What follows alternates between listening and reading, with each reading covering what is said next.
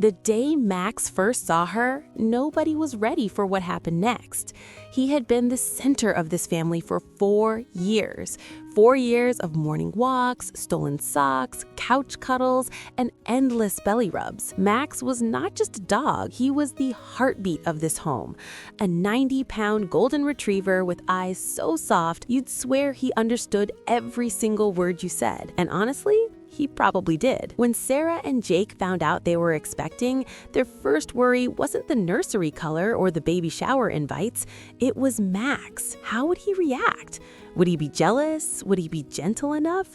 Would the dog who had been their entire world suddenly feel replaced? If you've ever felt that kind of worry for someone you love, someone who can't speak but feels everything, then you already know this story in your heart.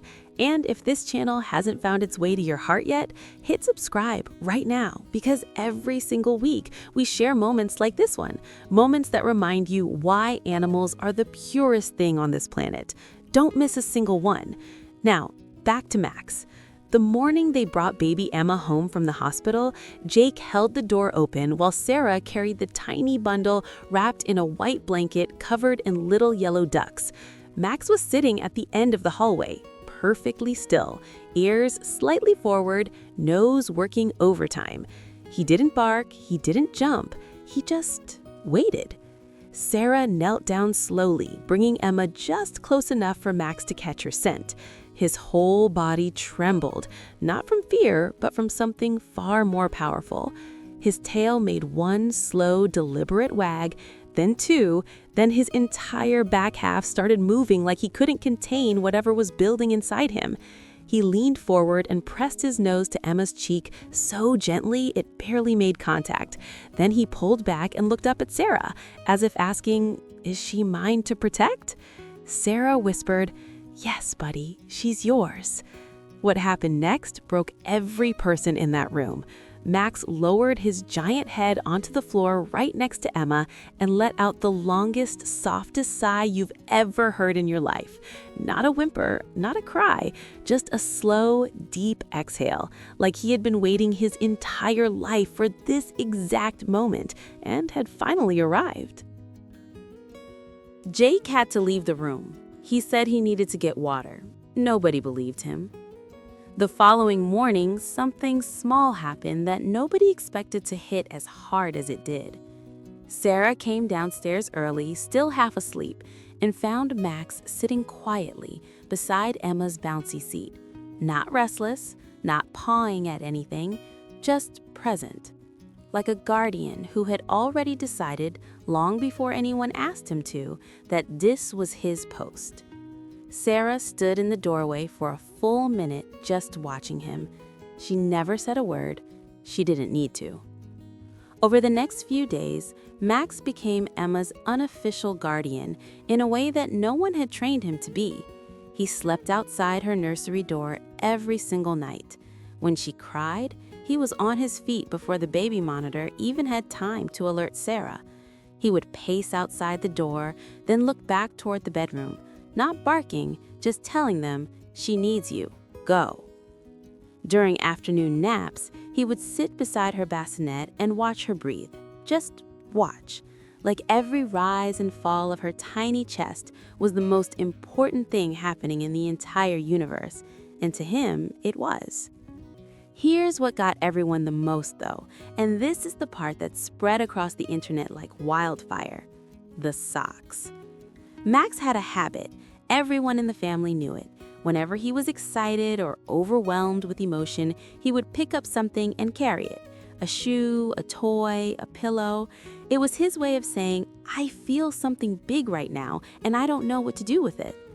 The first morning after Emma came home, Sarah walked into the living room to find Max sitting next to Emma's bouncy seat.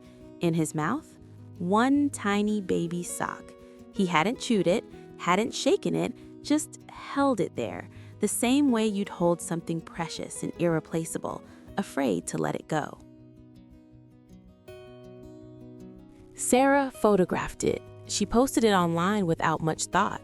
Within 48 hours, it had been seen by over 3 million people. Because some things don't need explaining. Some things just reach directly into your chest and hold on. Emma is 7 months old now. Max has not spent a single night away from her. He has not knocked over her bouncy seat, never jumped near her, never been anything less than the most careful, deliberate version of himself around her. The dog who used to knock over the coffee table chasing a tennis ball now carries toys to Emma's side like he's delivering gifts to royalty. There was one afternoon last week, Sarah almost didn't post it because she thought people might think she staged it, where Emma was lying on her playmat, reaching her little arms up toward nothing in particular, the way babies do. Max walked over, lay down right beside her, and stretched one giant paw out until it rested softly against Emma's hand. Emma's fingers immediately curled around it. Both of them stayed like that for nearly 20 minutes. Neither one moved. Neither one needed to. Jake says the change in Max isn't just behavior. It's something in his eyes, like he found his purpose. And maybe that's what this whole story is really about. Not a dog meeting a baby, but a soul recognizing the reason it was put here. Sarah told us something recently that we haven't been able to stop thinking about.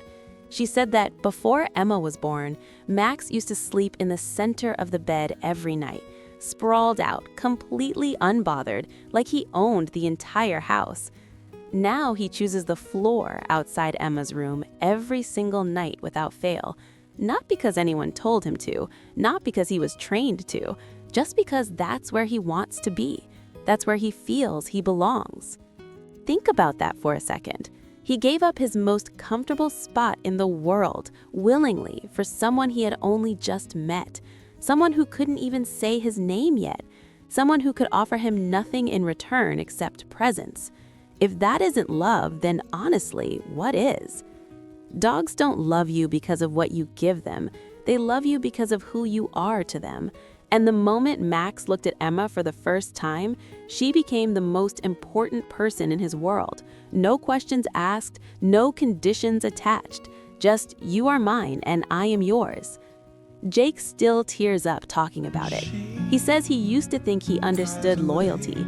Then he watched a 90-pound golden retriever choose a baby girl over a king-size mattress every single night and realized he had a lot to learn.